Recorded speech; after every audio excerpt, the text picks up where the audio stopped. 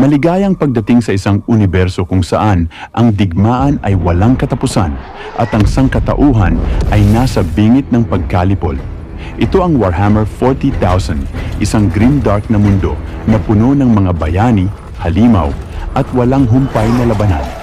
Ngayon, mas malalim pa nating susuriin ang madilim na hinaharap na ito. Handa na ba kayong sumama sa amin sa isang paglalakbay na puno ng aksyon at matinding emosyon? Ihanda ang inyong sarili para sa isang karanasan na magpapabago sa inyong pananaw sa sci-fi at animasyon. Ito ay isang sulyap sa isang bagong serye na siguradong magpapabilib sa inyo. Ipinapakilala ang Secret Level, isang bagong adult animated anthology series na nagtatampok ng mga orihinal na kwento. Ang seryeng ito ay nakasentro sa mga minamahal na mundo ng video games na nagbibigay ng sariwang pananaw sa mga pamilyar na universo. Ito ay isang pagdiriwang ng mga laro at mga manlalaro.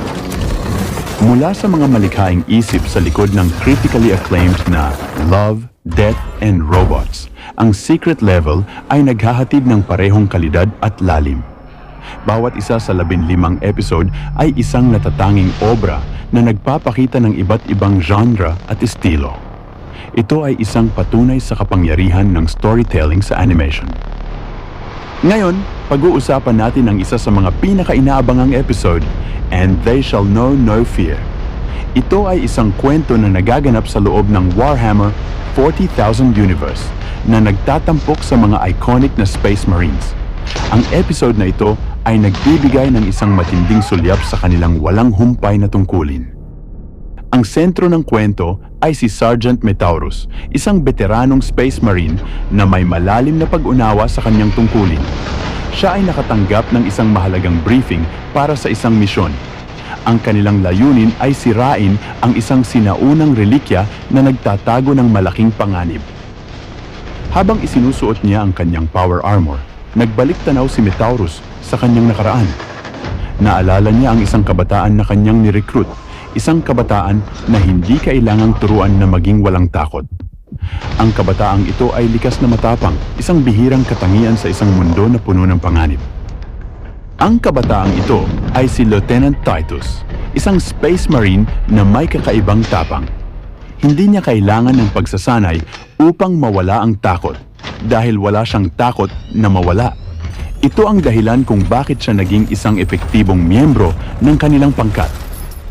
Kasama ang kanyang squad, kabilang si Lieutenant Titus, bumaba sila sa isang mapanganib na planeta. Ang kanilang misyon ay kritikal at ang bawat hakbang ay puno ng panganib. Ang kapaligiran ay madilim at puno ng mga banta. Doon, nakaharap nila ang mga Chaos Cultists, mga tagasunod ng mga madilim na Diyos. Ang mga kultistang ito ay humihila ng isang malaking sarcophagus na gawa sa bato. Ang presensya nito ay nagpapahiwatig ng isang mas malaking panganib na nagkukubli. Sa gitna ng labanan, narating nila ang relikya, isang sinaunang estatwa na pinagmumulan ng kakaibang enerhiya. Mula sa sarcophagus, lumabas ang isang psyker, isang individual na may kakayahang gumamit ng psychic powers. Ang psyker na ito ay nagbigay sa kanila ng isang psychic force field, isang proteksyon laban sa mga kaaway. Ngunit ang kanilang proteksyon ay panandalian lamang.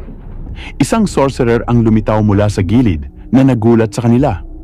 Ang sorcerer na ito ay may kakayahang manipulahin ang oras at espasyo. Ang kanyang pagdating ay nagbago sa takbo ng labanan. Pinatay ng sorcerer ang kanilang psyker na nag-iwan sa kanila na walang proteksyon. Pagkatapos, pinahinto niya ang oras na nagbigay sa kanya ng pagkakataong patayin ang bawat isa sa 4 na Marines isa-isa. Ang bawat pagpatay ay tila pinapakain ng pinakamalalim na takot ng biktima. Ang sorcerer ay umabot kay Metaurus at ipinakita sa kanya ang isang nakakagimbal na pangitain. Nakita niya si Titus na nagiging isang Chaos Marine, isang kakilakilabot na bersyon ng kanyang sarili. Ang pangitain na ito ay nagdulot ng matinding takot kay Metaurus at siya ay bumagsak. Ngunit ang sorcerer ay hindi nagtagumpay na makakuha ng kontrol sa isip ni Titus. Sa halip, si Titus ay nagawang kumawala mula sa kapangyarihan ng sorcerer. Ang kanyang kalooban ay mas matibay kaysa sa inaasahan ng kaaway. Sa isang matinding pagpapakita ng lakas, pinatay ni Titus ang sorcerer.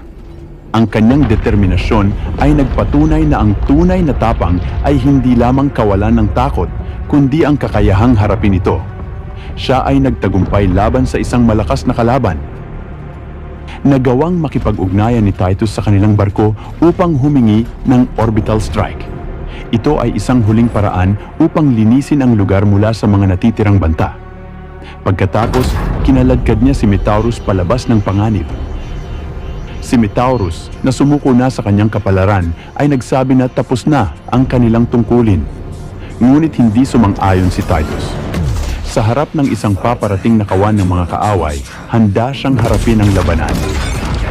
Ang kwentong ito ay nagpapakita ng tunay na diwa ng Warhammer 40,000 Hoth.